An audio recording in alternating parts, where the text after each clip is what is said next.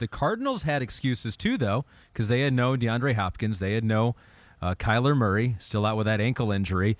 But unlike the Tennessee Titans, they get a win against Seattle, 23-13. They improved to 9-2 right now. And Colt McCoy, his third career 300-yard game, first since 2004, and it's the first time he's had 2 wins in a season since he was with the Browns in 2011. Now, Colt McCoy is a player who yearly shows up on your top 40 quarterback list. And people go, well, are you serious? You still putting Colt McCoy in the conversation here? Yeah, I am. Right. Now you know why. Victory lap time. Yeah, well, it is. It is. I mean, he's a really awesome backup quarterback.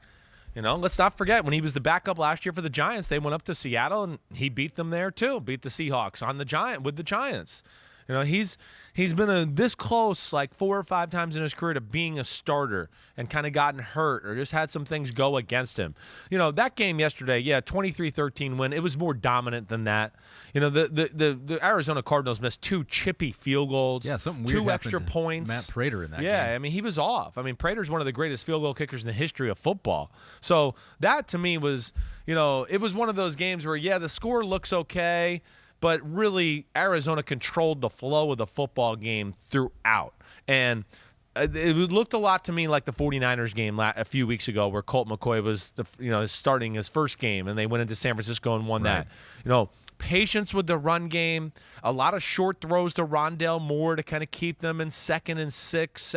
He was great and just catching a lot of screens and flare passes and bubbles. And then it was A.J. Green and Zach Ertz and the drop back pass game down the field.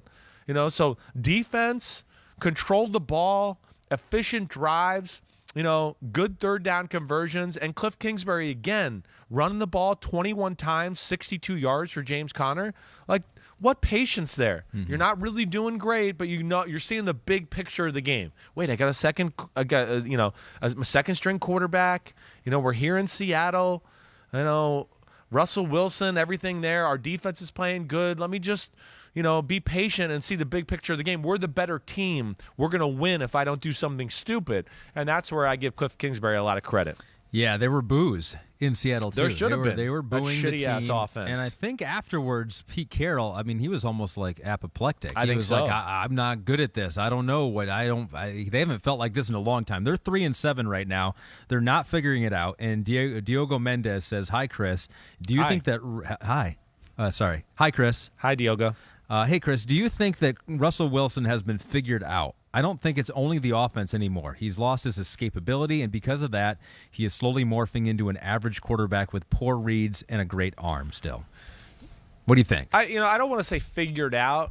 Russell Wilson's definitely lost speed. That's something that I know. I think I've talked about it on the pod here. And I know my dad and we talk about it a little bit. He's not as elusive as he once was. Those days they're going to be done here soon. They are. He's not going to be able to make like Russell Wilson magic running plays for too much longer. So yeah, there's an aspect of that certainly. You know, the offense stinks. There's nothing else to say about it. There's really not. You know, they're not a good running team, and when they drop back and pass, I go, it's very simple concepts. There's not a lot to offer there. And then I think added on to that, does he turn down some completions every game? 100%. You know, again, let's say he was out of football for a long time here, and he's probably still not 100% gripping the football. Yeah. You know, we can't just think, because he's back, he's totally 100%. He's not going to say so. But yeah, the thing that I would say that I look at with Russell Wilson at times, and I saw it even last week in the Green Bay game, and we'll see if I see it when I watch the film of this game this week, is he will turn down completions in the middle of the field. He's too careful. Now, it's, to me, part of that is a product of Pete Carroll, who's always been like, just take care of the ball, and we're going to play defense, and don't try to force anything and do that, to where he's so, you know, handcuffed about, like, letting it fly sometimes. I think that affects him, let alone he's a smaller quarterback, and sometimes they have a problem seeing down the middle of the field. That is, to me, the biggest weaknesses I see with his game more than anything. Still think he's phenomenal. Yeah, is he, like, top 3 quarterback, top 4 quarterback in football? No, not right now. He's not.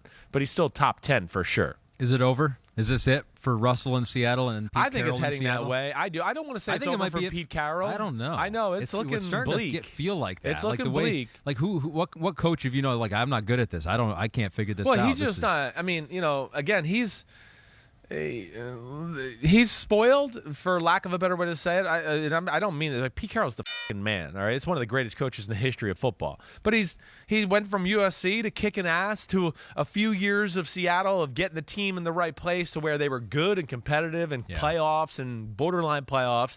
And then they took over the NFL for a number of years. Yeah, he's not used to this. It's been a long time since he's done this. So he's had some things work against him. But and he's some older. Of the coaching changes haven't worked. Yeah, that's true. GM has definitely failed him to a degree, and it has not been as a talented team the last few years. So I think there's some things that have played against him as well. And you're right, he's getting older. He's a little bit still stuck in his old ways of we're going to run the ball and play defense. That's the problem, because he's going to need, if he's going to want to stick it out and say, okay, I want to stay here. A little. You're going to bring in a quarterback, right? And you're not going to have a quarterback that's going to win you games like Russell Wilson did. It's just not. Statistically, probability-wise, it's not going to happen. No, right? And I don't even know if Russell Wilson will be there. Again, exactly. If you don't have Russell Wilson there, then you're starting from scratch again. And is Pete Carroll really going to sign up for that? Yeah, I don't know. It's a very good question. I don't look at him as being the type to retire early or anything. Mm-hmm. He seems like he's a psycho, where he's not like free time and Pete Carroll don't seem like they go well together. He's got a lot of gum to chew. He's got a lot of gum to chew. He's got a lot of energy. I just can't imagine him calling it quits anytime soon. Yeah. But yeah, certainly they're in trouble. It is over. It's over. They're not going anywhere this year. This year, it's over. It's over. I've been saying that, all year long. It's just what on their roster was making anybody think it was going to really happen other than Pete Carroll, Russell Wilson, DK Metcalf, magic. Okay. Yeah, Jamal Adams hasn't been as good. He's their really only marquee player on the defense. Everybody else is just okay. The secondary, the corners are average. There's no great pass rusher. So there's the offensive line's not that great. The running backs aren't that great. Tight ends are not that great. It's just nothing to look at to go, oh, wow. And, you look down their final stretch of their schedule, Washington football team. Of course they can lose to them.